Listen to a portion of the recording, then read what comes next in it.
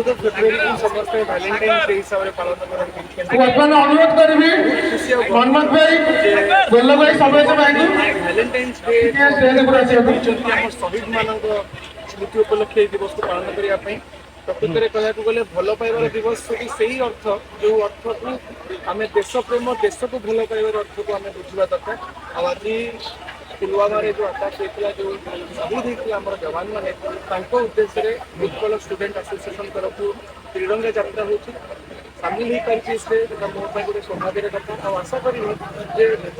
घरे घरे प्रत्येक जगह आम आज दिन में शहीद मान उपलक्षे 6 वर्ष तले घटी कि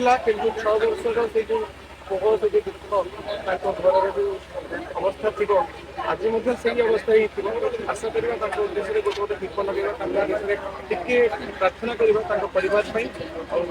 मन भर गोटे आशा संचय जागृत करवा जब भी जब सुजोग मिल आम देश शहीद हवा पछघंटा देवा युवपीढ़ी को ये मेसेज देवी जीवन में गोटे निशा निहत दरकार आई निशा टी देश प्रेम और देश को भल पाइबार निशा हो जाए ताहले जीवन सुंदर हो जाए तो समस्ते निज देश को निज माटी को भल पातु दरकार पड़े जीवन मजबूत हो 2019 मसीह जो पुलवामा आटाक घटिला जो 40 जन सीआरपीएफ जवान शहीद होते जोटा आम समस्त गोटे दुखर दिन था आमर जवान देशर जो मैंने देशपाई शहीद होते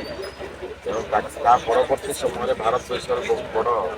गोटे आंदोलन होता जो आम पाकिस्तान विभिन्न कथार बाछंद करते जो शहीद मान देहांत होता परिवार को आम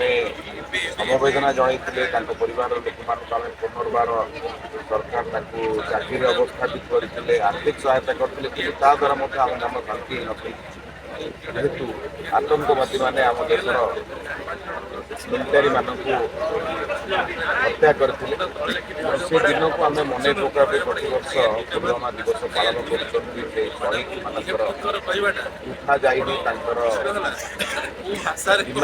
आसी आम से कथा को मन पकाइवाई आज पुलवामा आटाक डे आज आम पालन कर आमको मन पकाऊँ आम देश को रक्षा करने भारतीय जवान मैंने निजर जीवन को बाजी लगे 40 जन जवान